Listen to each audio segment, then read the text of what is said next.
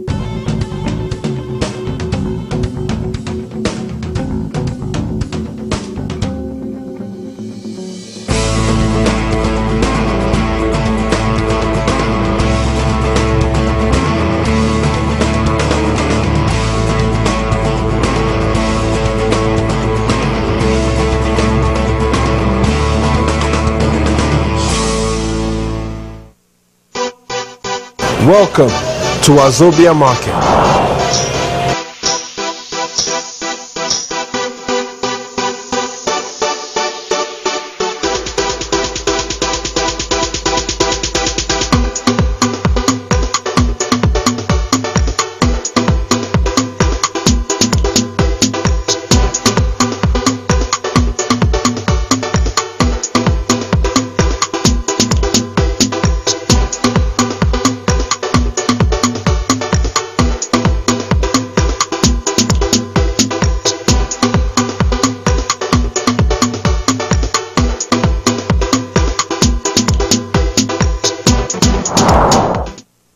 People assume quality car insurance has to cost more. People assume too much. The truth is, drivers who switched to Allstate last year saved money and got better protection. So get the facts, because you know what they say about people who assume. They pay more for car insurance than you and me. Call Kayode Ajanaku, 9903 State Highway 6 South, Suite 600, Sugarland, Texas 77498. Telephone 713-776-3275.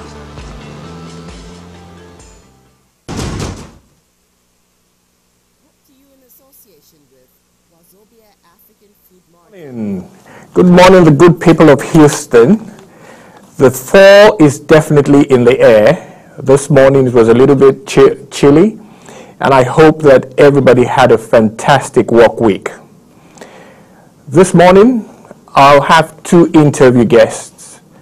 One is a mayoral candidate for the city of Houston, which is the election is about a month from today. I think it's exactly a month from today.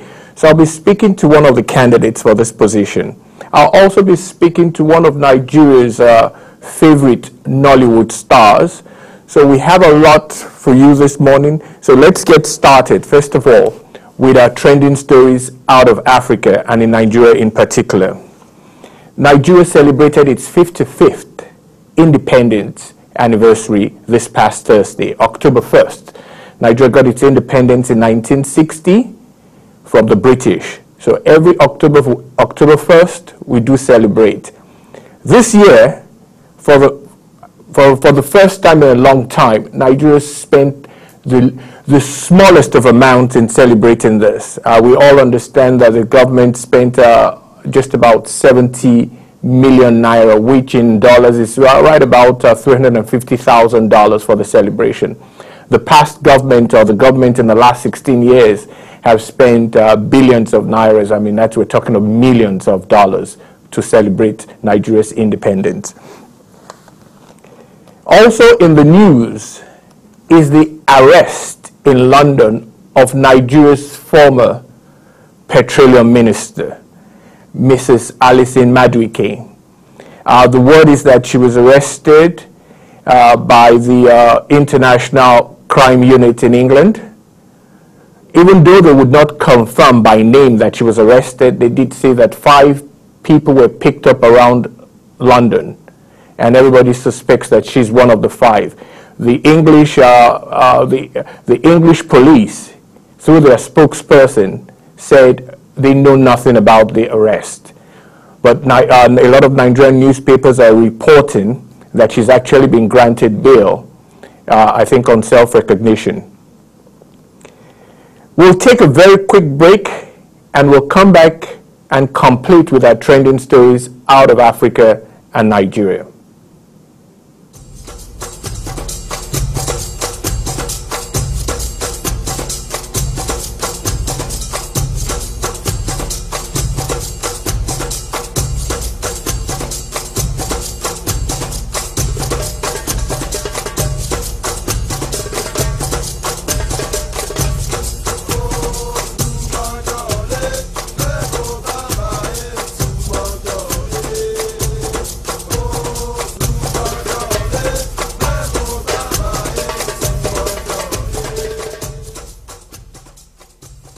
Welcome back. Finally, after 4 months in office, Nigeria's new president, Muhammadu Buhari, has finally sent his list, his ministerial list, to the Senate president. This happened on the last day of September. There you can see the picture of his special advisor that links the Senate with his office, the office of the president, submitting the list of ministers to the Senate president, Dr. Bukola Saraki. I mean, this is something we have all waited for 4 months, where there's still a lot of speculation who is on that list. And we won't find out until the Senate resumes on Tuesday, because they also took an independent holiday break for the last couple of days. So this is a list that I think this is the hottest list in that country right now. Everybody wants to know on it, but what we have been hearing are a lot of former governors, the former Lagos State governor, the former Rivers State governor, the former Ekiti State governor, and I think another governor from one of the eastern states, Ogbonaya Onu. So we have a lot of old names that we've all suspected he might use in his executive council. But we don't want to just talk about things that have happened in Nigeria or in Africa. At this juncture, I just want to really say we all feel sad for what happened in Oregon. The school shootings at the community college in Oregon is one of those things that, you know, we almost start to see on a very regular basis happening in America. I don't know how this can be solved, but this is an unfortunate incident. Nobody wants to send a child to school and doesn't come back. There's got to be something that we need to do about this. But, you know, from our community, we really feel the same. We say a very, very big, I mean, like we'll say, Bele to the people of America. I'll take another break, but when we come back, I'll have my first guest with me. He's a mayor candidate for the city of Houston. I'll be speaking to Mr. Steve Costello. So we'll take that break right now. For service, our clients have told us their businesses have been booming, and we found out too.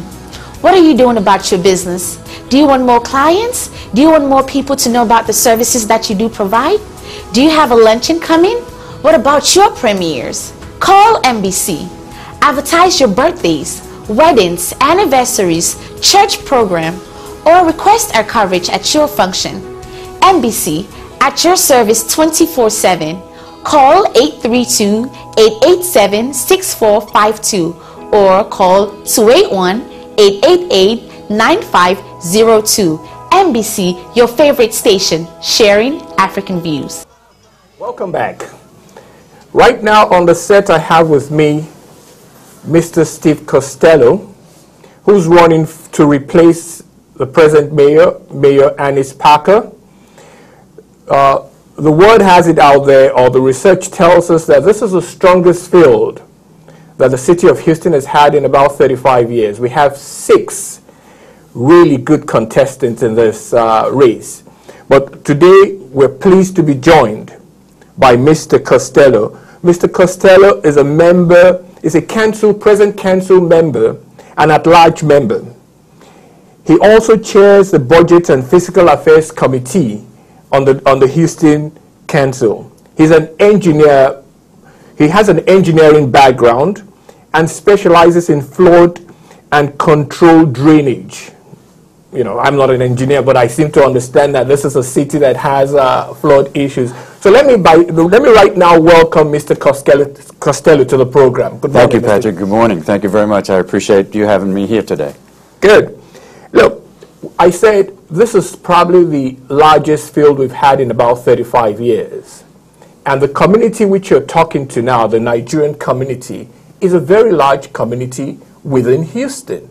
So the first question I would propose to you is that what is, I don't want to use the word benefits because I don't think politics should be about what you give to me and what we get from you, but what is it that brings you into office, and what is it that Nigerians or Africans can, like I said, I don't want to use the word benefit, but how should we see you when you become mayor? Okay. Well, I always describe it as I'm the classic Houston story of many people who have never been born here or raised here. They come here to start a life and make a living. In 1977, my wife Debbie and I came here, and she was pregnant with our first son.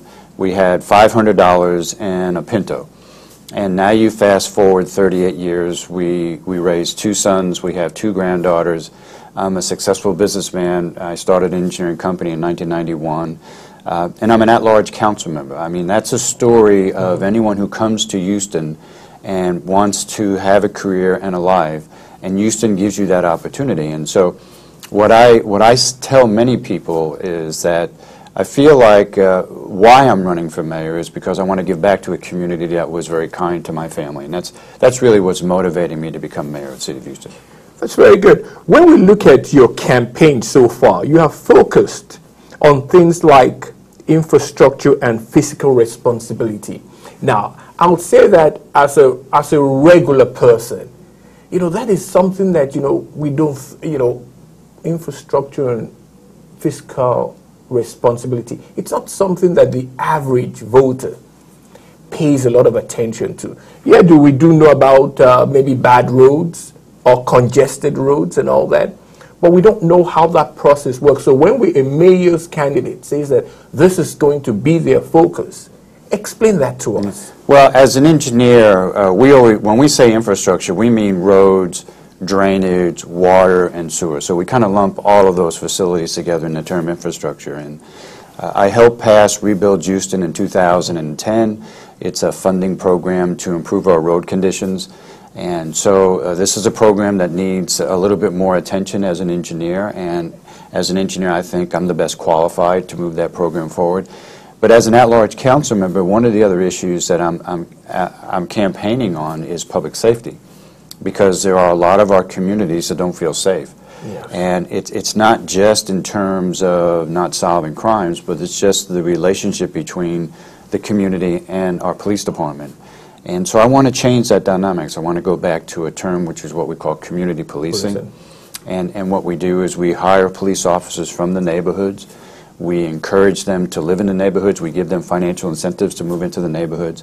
And then we encourage them to become part of the community, and that means either being part of a homeowners association or working with interested groups. Well, good that you bring out the issue of police and policing. Now you said hire more. Do we have that money? Is it because of money that we don't have enough now, and where are you going to find the money from? Because the new system of policing, which you're talking about, real community policing, we're talking about equipping every officer with a camera and all that. All this costs money. Does Houston have that money? Because we're still going to get to the issue of pension, which is being a killer for most cities around America. But let's talk about how you finance the new police. Right, and when we go to the pensions, I will tie the two of them together. Okay. But you're absolutely right that we do not have the financial resources to put more police officers on the street today. And in fact, we had a study of the police department to see if indeed they're meeting their goals and objectives. And it was evident that we need 1,500 new police officers, we need 100 new investigators, and the police chief came before City Council and said, I need $100 million over the next 5 years. So we don't have those resources today, but if we talk a little bit more about pensions, I can tie the two of them together to show how we finance the needs of the police department with pension reform. Well, I was actually going to tie the pension reforms with paying down debt, because those are very important, because, like I said, one of the bigger problems for big cities in America has been pension and past debt, and it's killing it's killing Detroit, it's killing Baltimore, it's killing Los Angeles, and Houston is right there. And we're not in so much of a problem like those cities have, but we don't want to get there. So how are you going to be able to manage the pension? Because it's forever growing, and we have to pay this thing down, because our workers have been promised this from when they work for the city. We owe the pension systems, the three pension systems, a combined $3.2 billion.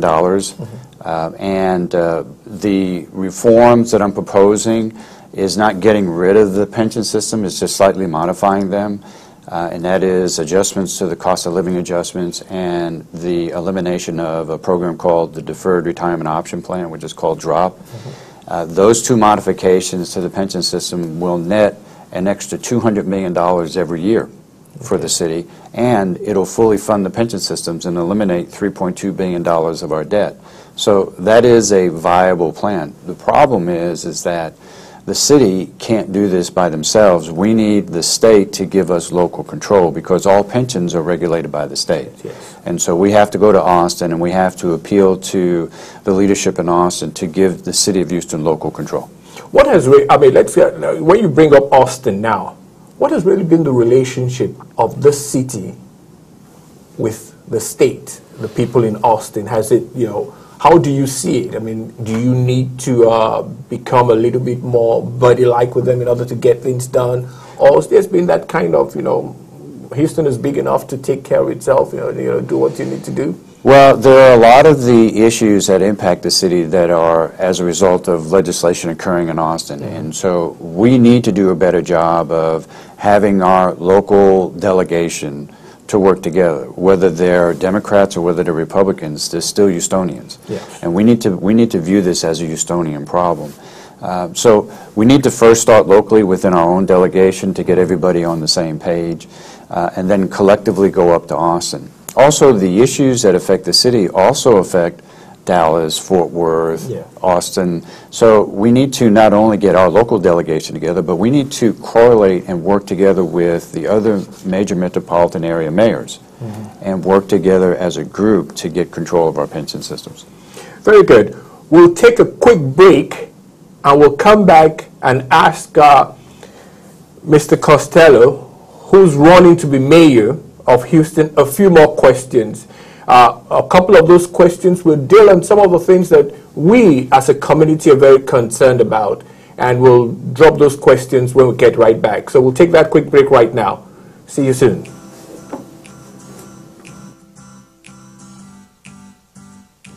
Hi folks, Esther Pete here, and I'm with Councilman and candidate for Mayor Steve Costello. Steve, how are you doing? I'm doing well, Peter. How are you? I'm for a more walkable city, and I think everybody feels that Houston should be a more walkable, bikeable city.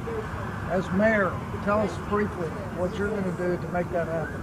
Well, it's interesting. The city of Houston, the beauty is at street level, and I think it's important that there's several things I'm going to work on as the next mayor. I'm going to first of all work on trying to get these utilities underground. Oh man, I like that. I know you do. Litter on the stick. I know you do. Litter on the stick. And then I'm going to work on advocating for more complete streets in certain areas. We have to make our travel paths open to all users. That's both bike as well as pedestrians. And, you know, I'm assuming that some of these issues will come up in the general plan, and I'm going to support the general plan and look for ways to implement it. Good for you. That's what we want to hear in Thank Houston. You'd make a good mayor. I appreciate it. Thank you, sir.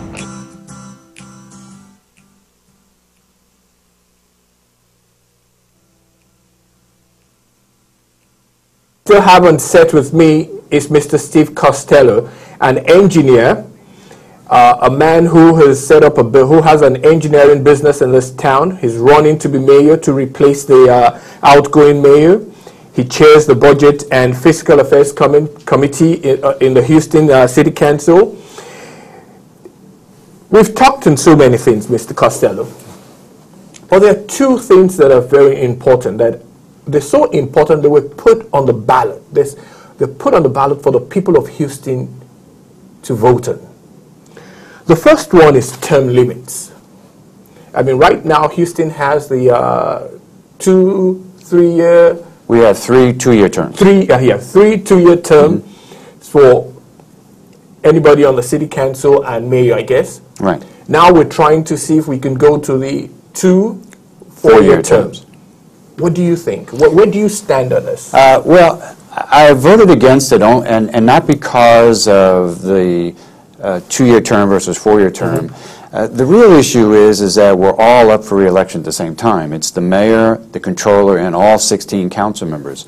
What I was hoping that before we went to the ballot initiative, what I was hoping is that we would develop a phasing plan where only, let's say, 4 council members at a time are up for re-election. And this way you have some legacy going on, right, and experience as the council starts to develop. But that being said, I support a longer term. I think 8 years is better, specifically for at-large, not at-large council members, but really district council members, because they work on projects within their districts, and projects take a while to actually come to fruition and then finish.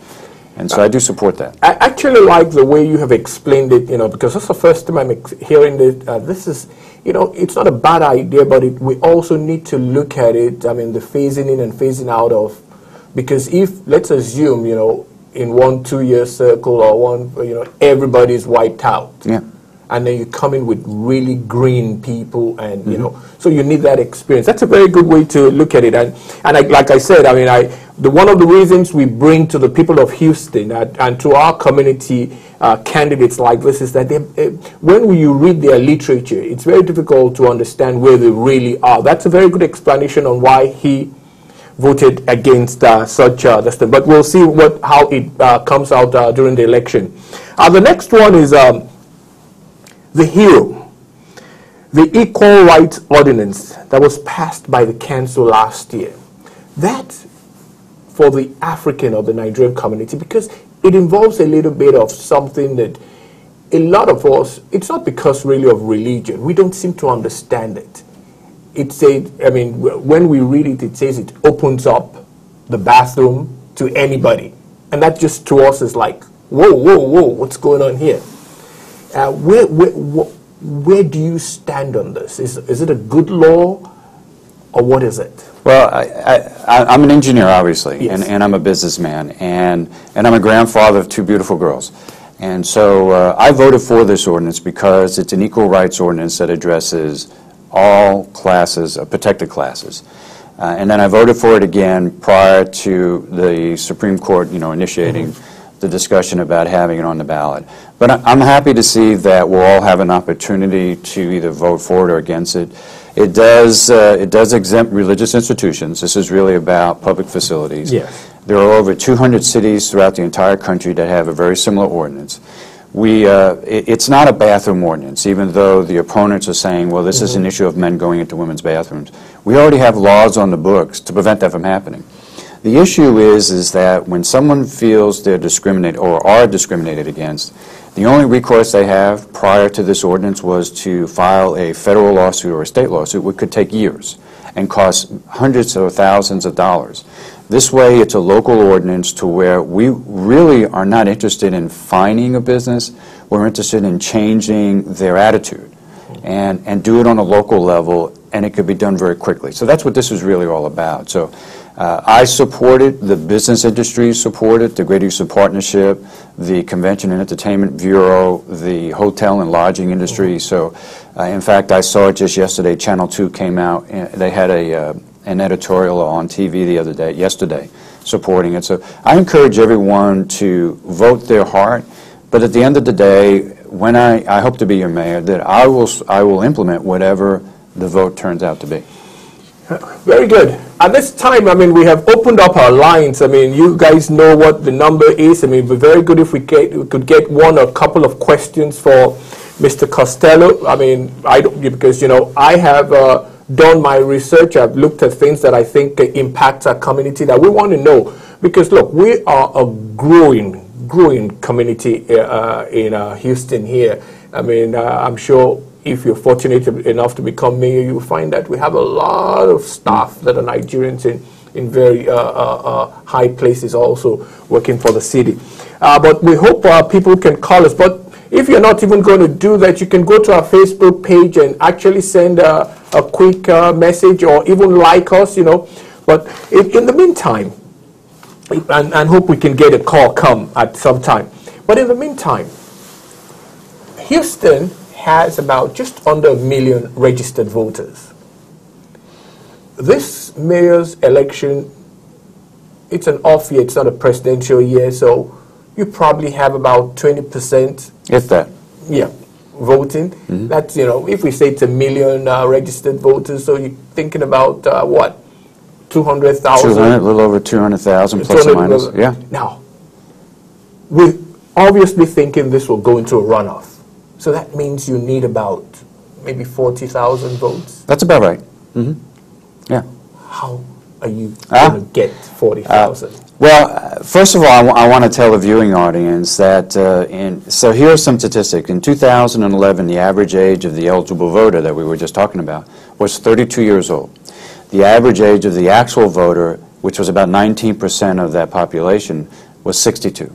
So we have a generational gap between people that are interested in government and paying attention and people that are not.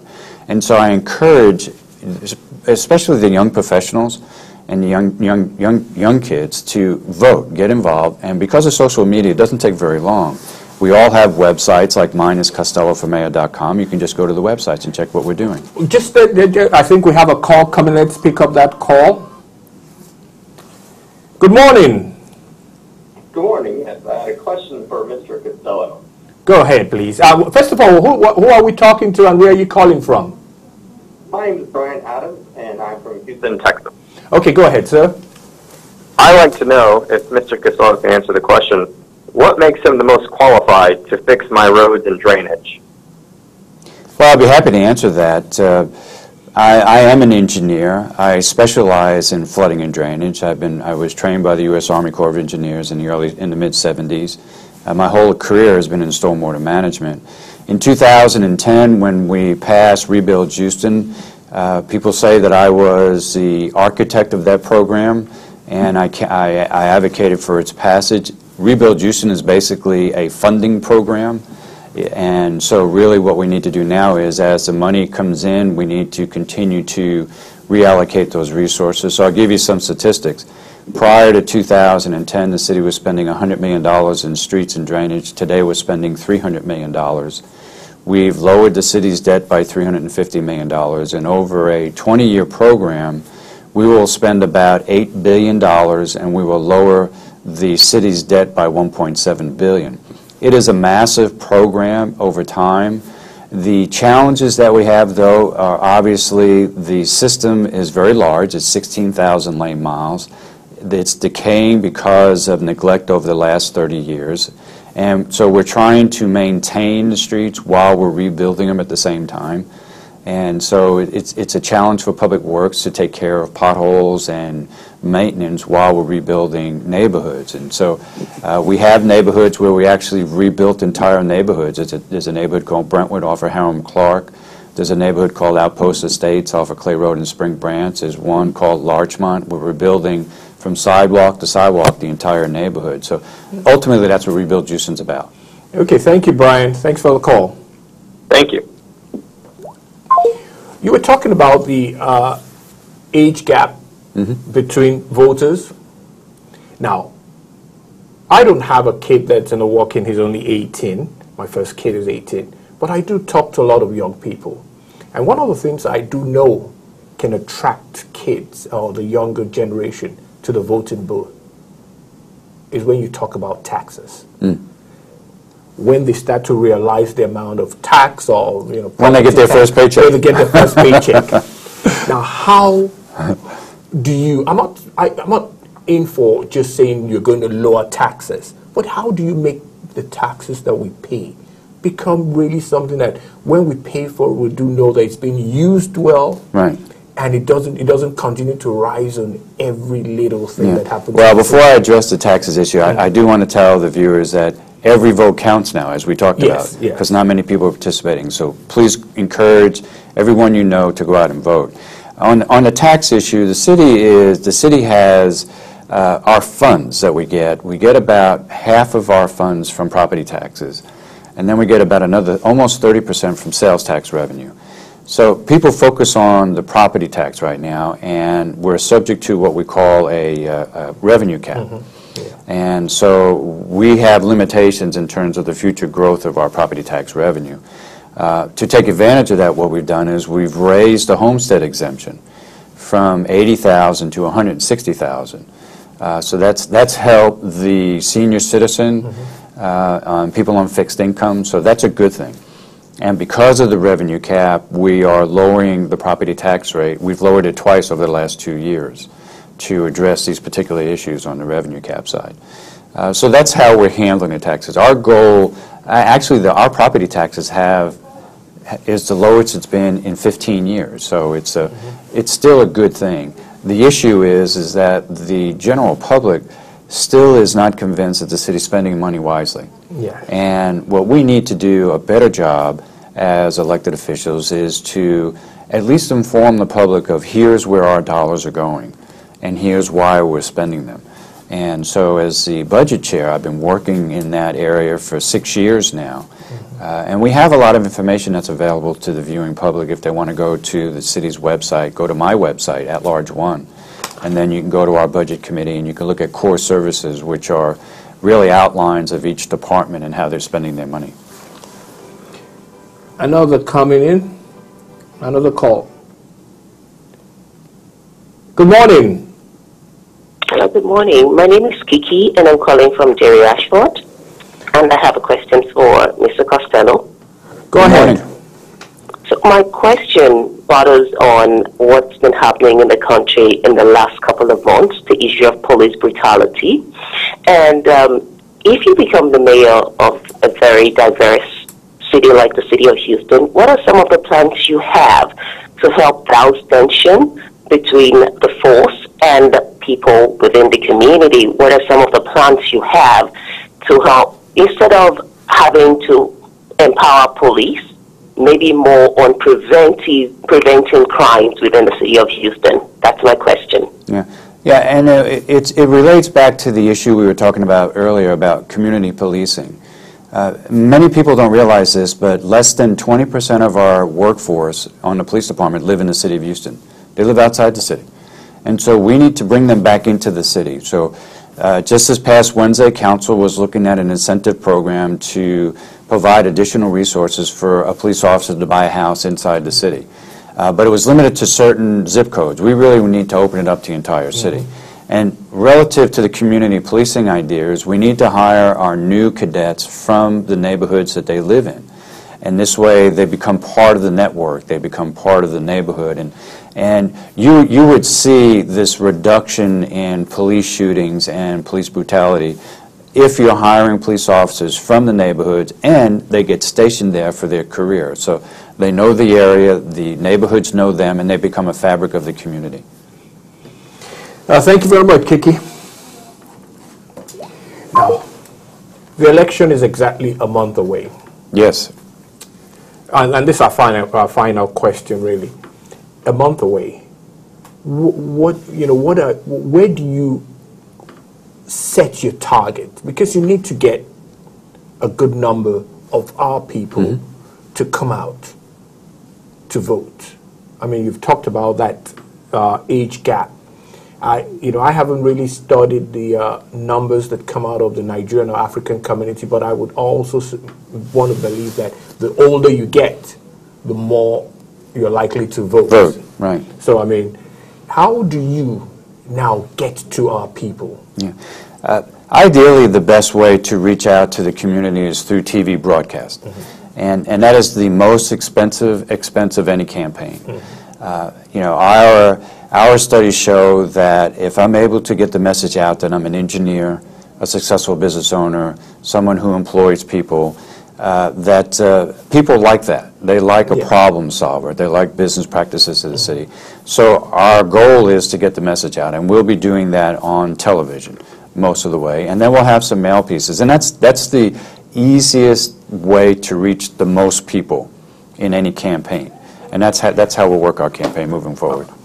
Thank you very much, Mr. Costello. Oh, thank you, Patrick. I appreciate it. We wish you all the best. Thank you, sir. I really do appreciate it. Thank you much.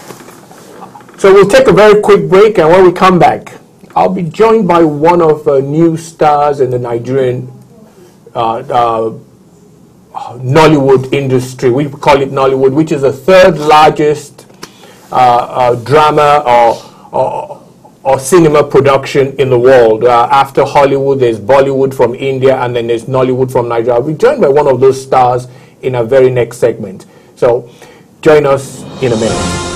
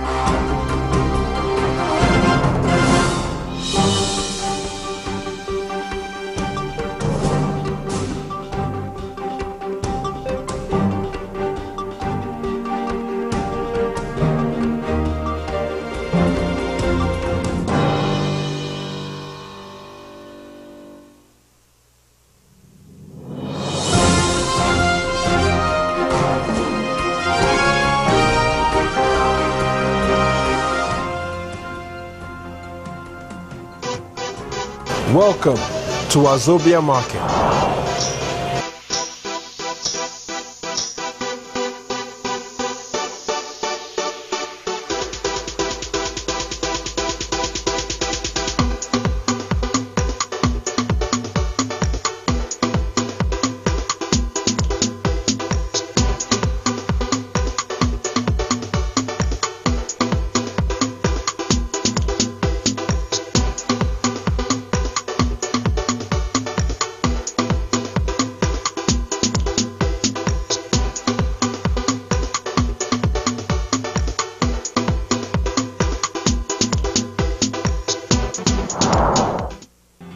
People assume quality car insurance has to cost more. People assume too much. The truth is, drivers who switched to Allstate last year saved money and got better protection. So get the facts, because you know what they say about people who assume.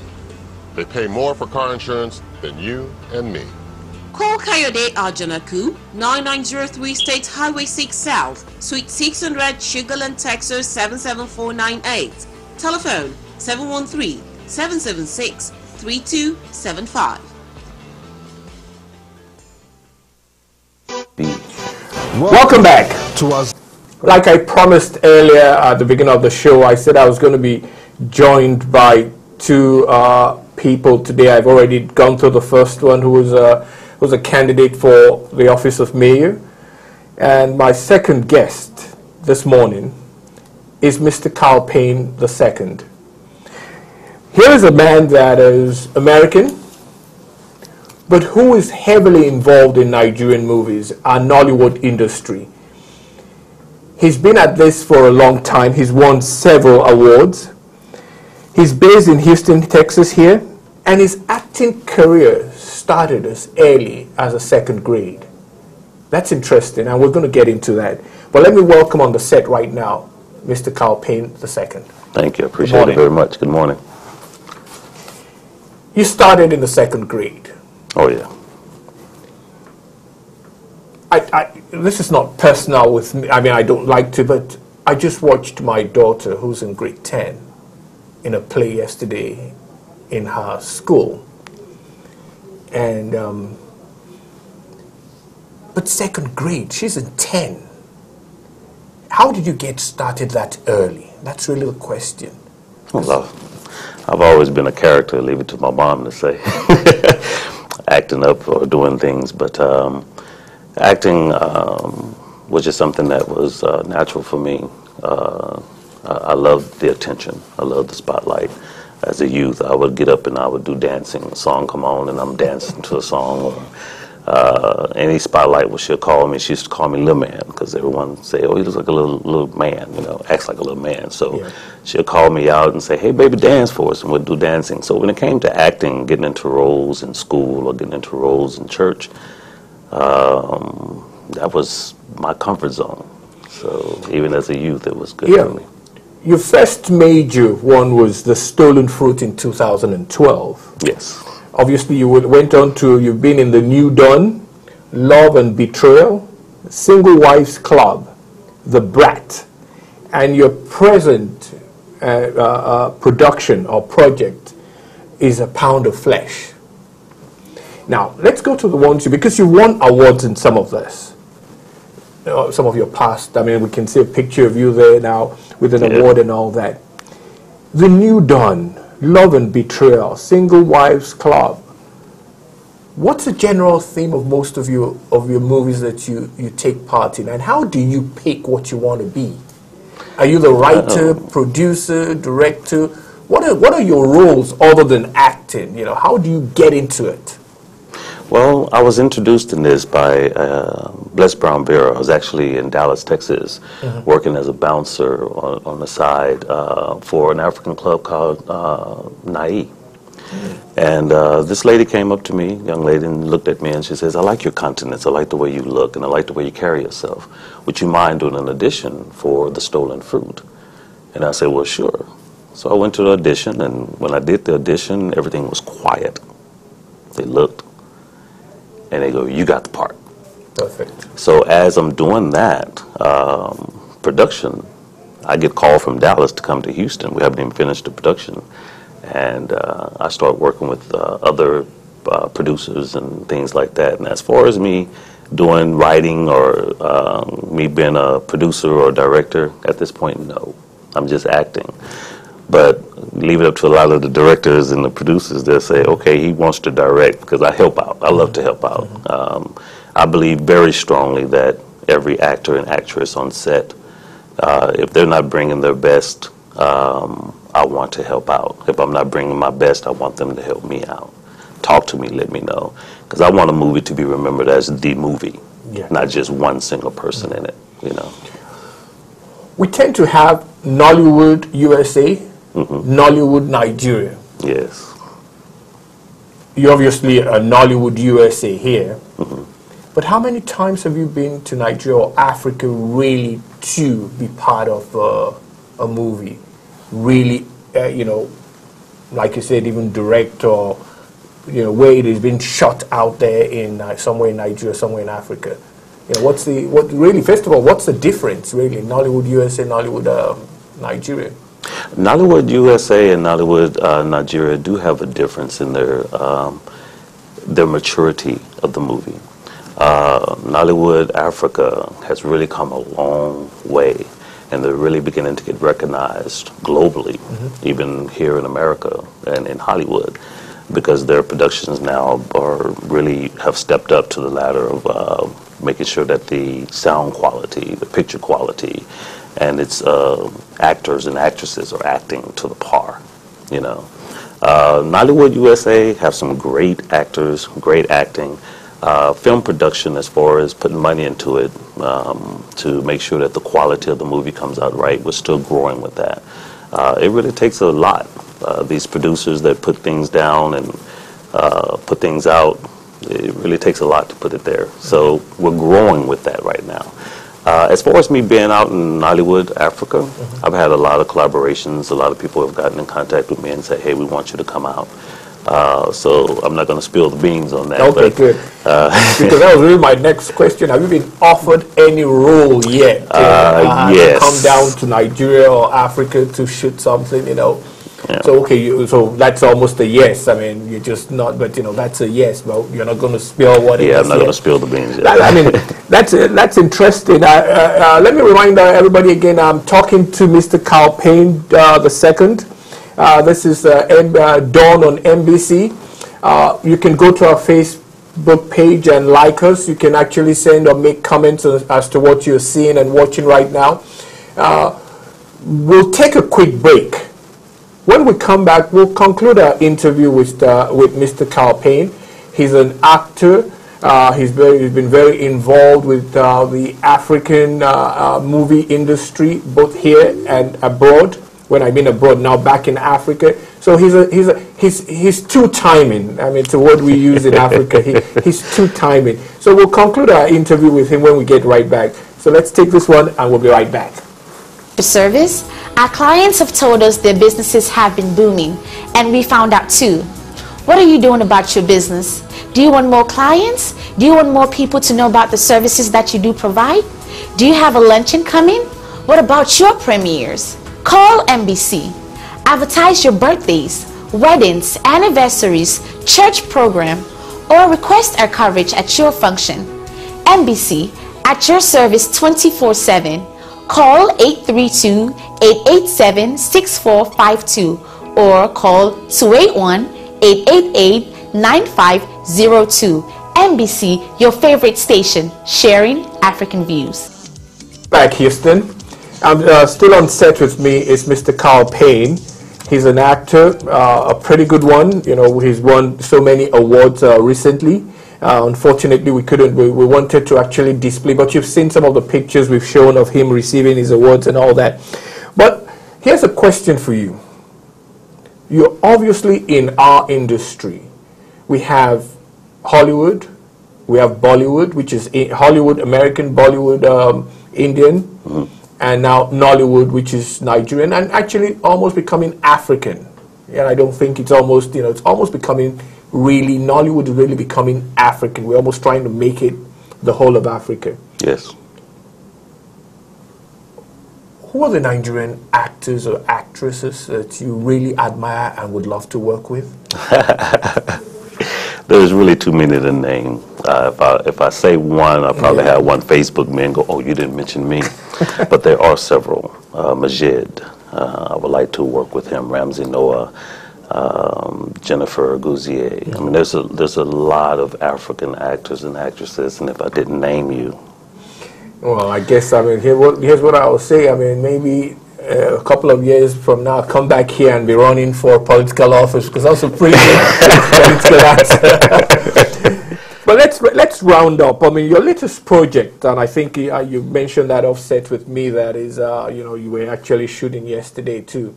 Is that the Pound of Flesh? Is that your latest project now? Actually, The Flaw is the latest one that's out. Okay, that's out. Shot. And Pound of Flesh was awesome. That was with Donna Colo. It has won several awards. Got sent up to the Canadian Film Festival. Okay. And Go Donna Colo Productions. But The Flaw is the one that I won the award in. Okay. That Yvonne Jolie, executive producer, Chris Onyeka, director, did a great job with that. Mike West on the camera, DP. So that was an awesome film. Let's wrap up with this.